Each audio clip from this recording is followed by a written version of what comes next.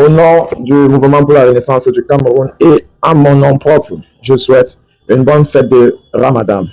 Eid el-Fitr à la communauté musulmane. On behalf of the Cameroon Renaissance Movement and of my personal name, I wish to the Muslim community a happy feast of Ramadan.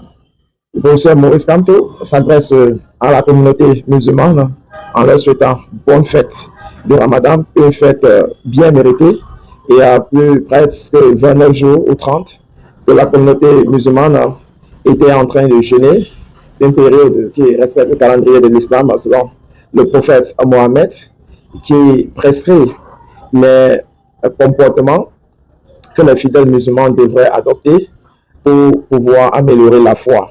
Eh bien, jeûner pratiquement pendant une demi-journée, c'est-à-dire ils ouvrent les jeûnes très tôt le matin, à 5 heures, et puis ferment le jeûne aussi tard qu'à 18 heures. Vous pouvez vous imaginer. Et le plus souvent, ce sont les jeûnes secs, sans eau, sans nourriture, sans sexualité, sans pensée tordue. Donc, vous voyez que c'est une fête qui mérite d'être célébrée. Et le professeur Maurice Kamto, connaissant que le Cameroun est un pays laïque, composé d'une communauté importante de musulmans, eh bien, il ne déroge pas à la règle, à la tradition, de souhaiter à la communauté musulmane une bonne fête de Ramadan. Sans transition, c'est depuis la prison centrale de Koningui que le professeur Alain Fogué écrit au régisseur et par extension à monsieur le directeur de l'ECAM à Yaoundé. Requête pour l'organisation des campagnes spéciales des instructions sur les listes électorales au sein des prisons du Cameroun pour la campagne en cours et pour la campagne du 2 au 31 août 2025 et à l'ouverture des bureaux spéciaux de vote à la prison dans les différents centres de détention. Monsieur, la population carcérale du Cameroun est composée de prévenus et de condamnés non frappés d'incapacité prévue par la loi.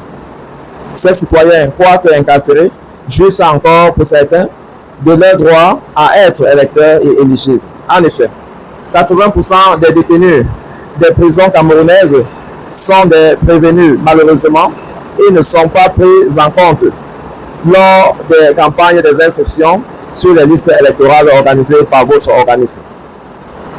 Aussi, je vous prie de bien vouloir organiser à travers toutes les prisons du pays des campagnes spéciales des inscriptions sur les listes électorales avant la fin de la campagne en cours, mais aussi d'intégrer les prisons dans la programmation de la prochaine campagne qui débutera en janvier 2025.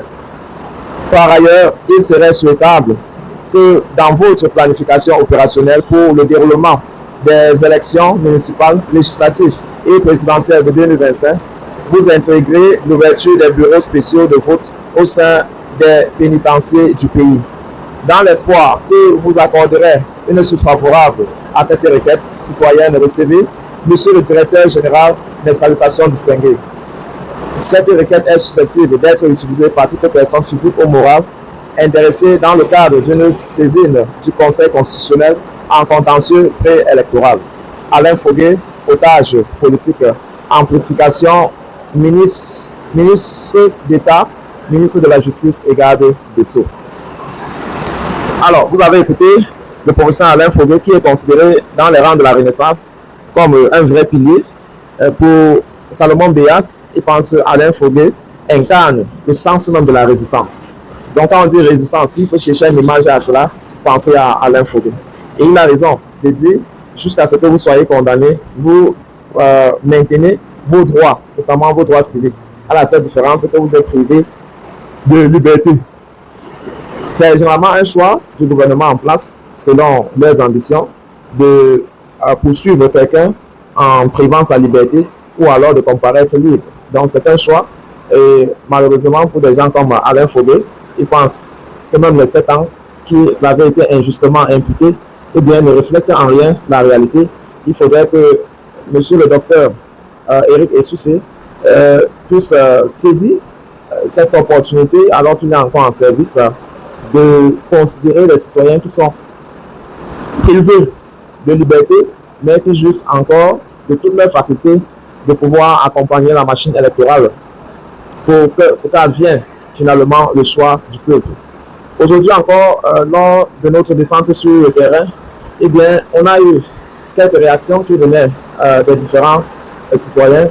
Il y en a certains qui disaient, ben, pourquoi se peiner alors qu'on connaît déjà les résultats de 2025? Eh bien, ça me fait seulement sourire, mais cet espace nous donne l'occasion de répondre à ces sceptiques-là qui, malheureusement, jouent le jeu du régime en place, souvent même sans s'en rendre compte. Eh bien, lui, en disant comme ça, c'est que, bon, il m'observait et il ne comprenait pas pourquoi un monsieur vêtu en cravate, veste, se peinait dans un soleil aussi ardent pour mobiliser les Camerounais à aller s'enregistrer. Et bon, là, la seule différence, c'est que oui, on peut avoir tous l'idée de qui serait vainqueur l'année prochaine, mais ce qu'on ne sait pas, c'est à quel moment ça peut bousculer. Dans tous les pays du monde, il y a eu des moments où tout a bousculé, où même ceux qu'on attendait, ceux qui avaient toutes les statistiques, les papiers, leurs données favoris, eh bien, elles sont très loin de cette réalité-là. Donc, moi, je perds sur ces films lieux d'espoir. Je ne jette pas aussi facilement le morceau en disant, ah tiens, tout est déjà perdu à l'avance. Que non, j'y crois jusqu'à la dernière minute, j'ai envie de croire. Et je suis à la quête de quelques-uns qui voilà, vont croire en moi. Ça ne suffit pas les plateaux de télévision, même si c'est très important les plateaux, parce qu'elle ouvre la voie au débat, mais pour atteindre la masse critique, la majorité silencieuse sur le terrain, pour toucher du doigt, il faut prendre le risque de les fréquenter, il faut prendre le risque d'aller vers eux, il faut prendre le risque de les écouter. Eh bien, deuxième réaction qui venait du terrain, c'est que le discours que je tiens est un peu très vite, c'est-à-dire l'information, parce que c'est-à-dire je suis mobile, eh bien, lorsque je parle, ils n'ont pas le temps de saisir ce que je suis en train de dire et avant qu'ils ne s'en rendent compte, je suis déjà parti. À ça, j'ai dit oui, j'ai tenu compte et je saurai rectifier le tir lors de nos prochains séjours. Voilà pourquoi peut-être une moto ou encore même une voiture pourrait être bien comme ça de temps à autre. On peut garer dans des carrefours, dans des points spécifiques et puis on laisse bavarder même pendant 2 minutes, 3 minutes avant de changer de méthode. Voilà, ce n'est qu'en fréquentant le terrain, en visitant le terrain qu'on peut avoir ces informations qui sont utiles, qui sont très utiles pour le combat qu'on veut mener. J'ai eu également des appels de la diaspora et bon, la première chose que je les ai fait entendre, c'est que non, on n'a pas besoin de l'argent. Donc vraiment, ceux qui pensent qui veulent se joindre au travail qu'on est en train de faire sur le terrain parce qu'ils ont de l'argent, je les ai dit non, ça ne serait pas avec moi, peut-être avec une autre personne. Ce qu'on a besoin, c'est d'autres jeunes qui sont capables de comprendre que le changement passera par eux et qu'ils peuvent se mettre au service des autres. Parce qu'une fois que cela est connu, eh bien, on achète un autre haut-parleur et tu prends ça, tu entres dans le quartier et on fait le job. Au bout de 31 heures de temps, c'est fini et on attend les prochaines heures, surtout des moments à haute affluence dans les gros carrefours de la ville. Ce sont des périodes, il faut rappeler. Vous savez, en passant, en sensibilisant, on s'en rend compte de moins, c'est une chose, c'est que l'information n'est pas toujours connue, comme on peut percevoir, on peut y penser. Il y en a beaucoup qui sont fiers de recevoir l'information et veulent voir jusqu'où. Toi qui es en train de véhiculer l'information, tu peux aller. Voilà là où il y a la ténacité et il ne faut pas surtout en ce bon chemin négliger. On va s'arrêter là pour ce numéro. À très bientôt.